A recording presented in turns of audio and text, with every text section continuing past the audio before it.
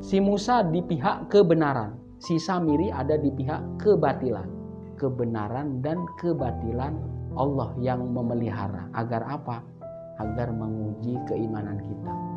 Apakah tetap di jalan Allah atau melenceng di jalan kesyirikan.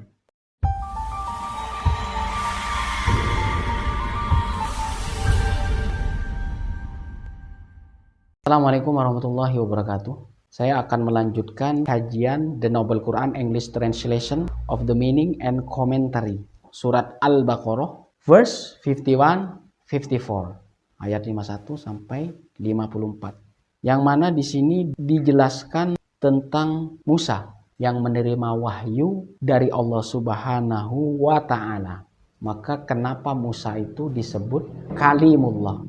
Orang yang diajak berdialog dengan Allah, yang diajak berbincang-bincang. Akan kita bahas pada ayat 51 sampai 54. Wa idh wa'adna Musa arba'ina lailatan tsumma takhadtumul ijla min ba'dihi wa antum dzalimun. Jadi wa idh wa'adna.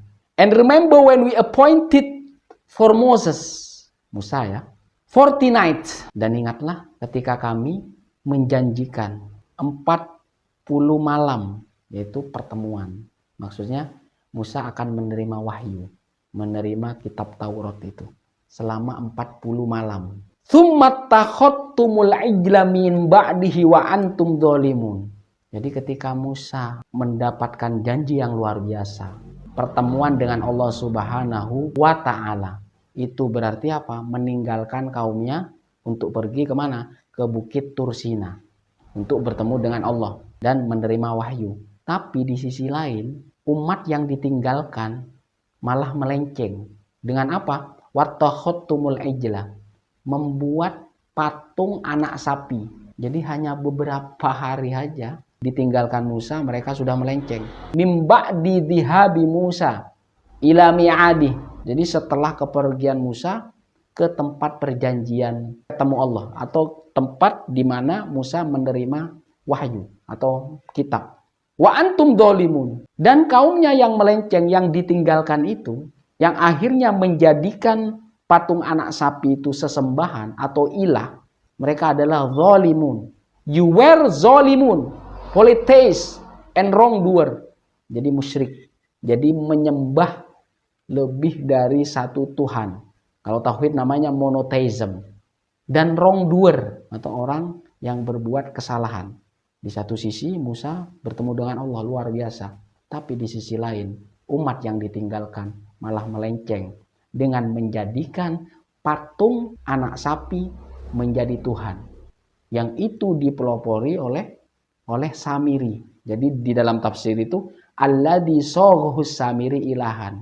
Jadi yang menyeting patung anak sapi itu Samiri. Karena ketika Fir'aun, ketika ada petunjuk bahwasanya yang bakal membunuh dia itu anak laki-laki dari Bani Israel, maka ketika itu anak laki-laki yang lahir, bayi anak laki-laki itu dibunuh semua kecuali 2 yang tersisa yang disembunyikan Allah. Yang pertama adalah Musa dengan menghanyutkan fil yammi atau di sungai kecil. Siapa satu lagi? Samiri. Si Musa di pihak kebenaran, si Samiri ada di pihak kebatilan. Kebenaran dan kebatilan Allah yang memelihara. Agar apa? Agar menguji keimanan kita. Apakah tetap di jalan Allah atau melenceng di jalan kesyirikan. Riwayat lain sampai patung emas anak sapi ini bisa berbicara. Ternyata Samiri ini anak pintar. Yang memelihara siapa ini? Malaikat Jibril. Si Musa juga pintar. Maka benar dan batil berimbang. Agar kita apa? Agar semuanya itu menjadi ujian. Apakah dengan adanya kebenaran dan batil itu apakah kita tetap di dalam keimanan atau tidak. Maka konon Samiri itu melihat Jibril mengendarai kendaraan. Pasir yang diinjak oleh kendaraan Jibril itu diambil. Kemudian pasir ini dimasukkan ke dalam patung emas anak sapi itu. Itu kenapa anak sapi itu bisa berbicara. Yang menyeting, yang memformulasi, yang mempelopori agar umat Musa yang ditinggalkan itu berpindah haluan, menjadikan patung anak sapi itu sebagai Tuhannya. Maka kenapa Allah menyebut mereka orang zalim? Setelah selesai semuanya, kalau mereka mau berubah, tidak menyembah anak sapi itu, summa afauna ankum mim ba'di dzalika la'allakum tashkurun. Saking sayangnya Allah ke umat Musa. Afauna. Then after that we forgave you so that you might be grateful. Forgive itu bentuk past tense. Forgive, forgave, forgiven. Berarti Allah sudah menghapus semua, sudah memaafkan. Yang diminta penghapusan dosa itu, kalau mereka apa? Bersyukur. Betapa Allah Maha Pemurah. Begitu mudah Allah memaafkan. Asalkan mereka bersyukur. Ketika orang itu bersyukur tidak akan kembali ke jalan yang salah. Karena kalau orang yang bersyukur pasti akan ditambah kenikmatan itu. Allah memastikan kesalahan mereka menyembah patung anak sapi itu. Setelah itu Allah memaafkan. Mimba didalika. Setelah mereka bittikhot, setelah menjadikan anak patung itu Tuhan. La'allakum tashkurun, bersyukur karena kenikmatan Allah alaikum. Ini di dalam tafsir. Itu tadi verse 52. Now verse 53. Wa idataina Musal kitab wal furqan la'allakum tahtadun. And remember when we gave Moses the scripture. Dan ingatlah ketika kami memberikan Musa apa? Scripture, kitab, Taurat, Torah. And the criterion wal furqan. Criterion itu pedoman, pembeda of right and wrong. Jadi al-furqannya di zaman Musa itu apa? Kitab Taurat. Al-furqannya di zaman Rasulullah SAW Al-Quran. Maka kenapa Al-Quran itu sebagai al-furqan, sebagai pedoman umat Islam? So that you may be guided right. Kalau kamu menjadikan kitab Taurat itu sebagai pedoman, maka kehidupanmu akan diterangi cahaya atau selalu mendapatkan petunjuk. La'allakum tahtadun. Umat Musa yang menjadikan Taurat itu sebagai pedoman. Jadi Al-Furqan itu maksudnya di sini kalau dalam tafsir al-fariq bainal haqqi wal batil. Pemisah, pembeda antara hak dan batil. Al-fariq bainal halal wal haram, pembeda antara yang halal dan yang haram. Kalau sudah mengikuti pedoman ini, la'allakum tahtadun, mendapatkan petunjuk atau dalam keadaan terang terus, tidak akan dalam kesesatan. Asalkan mereka berhenti aja menjadikan patung anak sapi itu, Allah langsung memaafkan. Saking luar biasanya Allah Maha Pemurah. Yang diminta Allah ada apa? Grateful. Kamu selalu bersyukur. Next, verse 54, ayat 54. Wa idh qala Musa liqaumihi ya qaumi innakum dhalamtum anfusakum bittikhadikumul ijla fatubu ila bariikum faqtul anfusakum dzalikum khairul lakum inda bariikum fataba alaikum innahu wat-tawwabur rahim. And remember when Moses said to his people, dan ingatlah ketika Musa berkata kepada kaumnya, Oh my people, ya qaumi, oh my people, verily you have wronged yourselves by worshipping the calf. Wahai kaumku, sesungguhnya engkau melakukan kesalahan kepada diri kalian sendiri dengan menyembah patung anak sapi yang dipelopori oleh Samiri. Fatubu ila bariikum, turn in repentance to your creator. Ini Allah sudah memaafkan kan? Yang pertama, Allah langsung menghapus ketika mereka sadar. Tapi mereka tidak sadar. Melanjutkan kembali apa?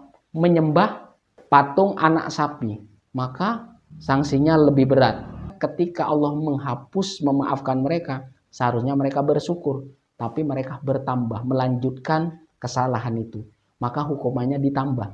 So turn in repentance to your creator and kill yourselves. Bertobatlah kepada Allah dan faktulu anfusakum, dan saling bunuhlah kalian. Apa maksudnya? Mereka disuruh saling membunuh. Siapa yang membunuh? The innocent kill the wrongdoers among you. Berarti orang yang benar waktu itu yang tidak menyembah patung anak sapi disuruh membunuh orang yang menyembah patung anak sapi. Bagaimana kalau yang menyembah anak sapi itu kerabat mereka? Maka Allah menurunkan awan hitam. Agar apa? Agar hukuman itu tidak pandang bulu. Dzalikum khairul lakum inda bariikum. Yang demikian itu, kamu bertobat kepada Allah dengan saling membunuh itu lebih baik bagi kalian sebagai bentuk pertobatan kalian kepada Allah, dan itu lebih baik bagi kalian di sisi Tuhan kalian. Fataba alaikum. That will better for you with your creator. Then he accepted your repenter. Innahu tawwabur rahim. Maka pertobatanmu setelah itu diterima Allah. Truly he is the one who accept repentance, the most merciful. Innahu tawwabur rahim.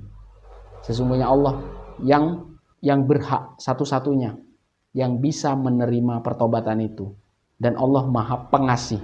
Maka kalau dia terus-menerus melanjutkan kesesatan itu, hukumannya bertambah berat. Padahal kalau mereka sadar di awal, kembali kepada Allah, Allah sudah forgive them, sudah memaafkan mereka, sudah menghapus. Tapi mereka terus melanjutkan.